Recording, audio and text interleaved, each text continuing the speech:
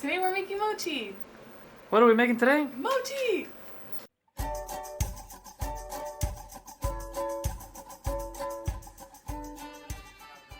Hi everyone, I'm Audrey, and today we're in Tokyo, Japan, and I'm going to teach you how to make 6 different types of mochi. So let's dish it all out. We're going to start by using mochi flour, which is just sweet rice flour. We're going to mix it together with some sugar. Then we're going to incorporate the water little by little and continuously mix. Don't worry, all of the ingredients and steps are in the description below, as well as where to find mochi flour and other ingredients we're going to use in this recipe. You want to make sure all of the flour is incorporated well with the water. It may look like you're done, but you need to continue to stir at this point to make sure you remove all of the clumps. Mix it until it's smooth. It should have an icing-like consistency. Now we're going to cook it in a steam bath for 3 to 5 minutes. To create a steam bath, just boil water in a pot and place the bowl of mochi over it, and don't forget to add the lid. While this is steaming, we're going to prepare the fillings and the toppings for our mochi. Here we're using dehydrated Sakura, which is cherry blossom, which we're going to use to top our mochi. We're going to let this sit and we'll come back to it. Our mochi is going to be filled with red bean, so we're going to take this red bean paste and form it into a ball.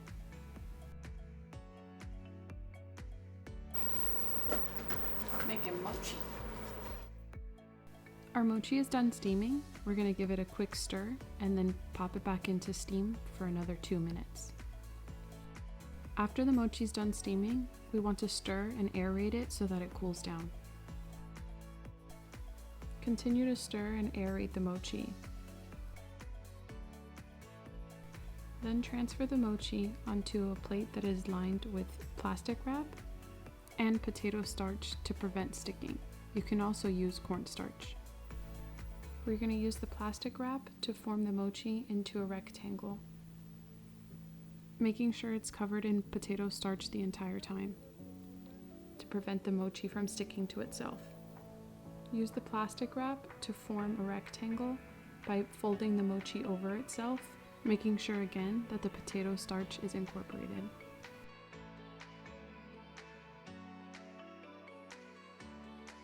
Now that the mochi is in a rectangle, use a dough scraper to evenly cut 6 pieces of mochi.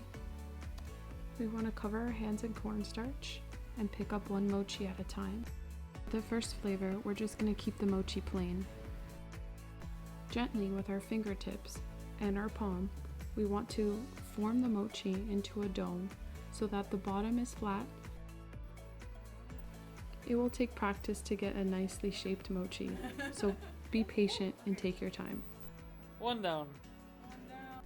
For the second type of mochi, we're going to take the same mochi batter and this time fill it with red bean paste. So we're going to start by flattening out the mochi, taking our red bean paste, putting it in the center.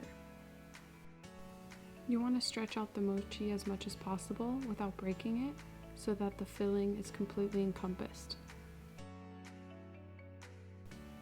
You want to take the edges of the mochi and bring them all together so that you wrap the red bean paste inside of it. It's really important to make sure that you pinch all of the edges together so that it seals properly and doesn't leak out. With a similar technique as before, we're going to use both palms to rotate the mochi and form it into a nice smooth circular dome. Our third type of mochi is going to be strawberry and red bean. So we're going to take the red bean paste and cover the entire strawberry. This is by far my favorite flavor of mochi. So if you're only going to make one, definitely make this one. Same technique as before, it's just that the strawberry is a little bit bigger, so you're going to have to make the mochi completely encompass the strawberry and red bean. This time we're going to form the mochi into a cone similar to the shape of the strawberry, making sure that all the sides are very smooth. Quick recap, we've made plain mochi, red bean mochi, and strawberry and red bean. Now let's top our mochi. Let's take the Sakura, or the cherry blossoms, out of the water and lay them on a paper towel to dry.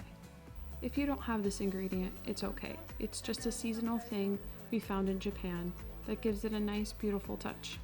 Now we're going to move on to make our second batch of mochi. This time, it's going to be matcha, where we're going to make the next 3 flavors. We're going to start here by mixing the flour, adding some matcha tea, and adding the water gently just as before. It's going to be the same process. The only difference is that you're adding matcha at this step. We're going to steam the mochi, let it cool, form it into 6 even squares, and then get it ready for the fillings. Flavor number 4 is going to be matcha with soybean powder. So we're going to take the matcha mochi and just gently dip it in soybean powder. For flavor number 5, we have Manuel making matcha with red bean paste inside.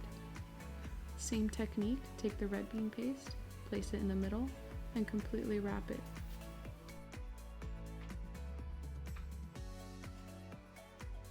Flavor number 6. This one's going to be a little different. It's going to be more savory. We're going to coat the matcha mochi in soy sauce and then wrap it with nori, which is just seaweed. Use the plastic wrap to help you wrap the seaweed around the mochi. Oh, I've seen this in anime. There we go, our 6 flavors of mochi complete. Wasn't that easy? Now for the moment we've all been waiting for. Let's cut into that strawberry mochi and see what it looks like. Wow, look how beautiful. This flavor is so special because strawberries are seasonal, therefore you can't find this flavor year-round in Tokyo. I hope you liked this video. Don't forget to like and subscribe for more. Let me know down in the comments what your favorite flavor is. I would love to know. Till next time.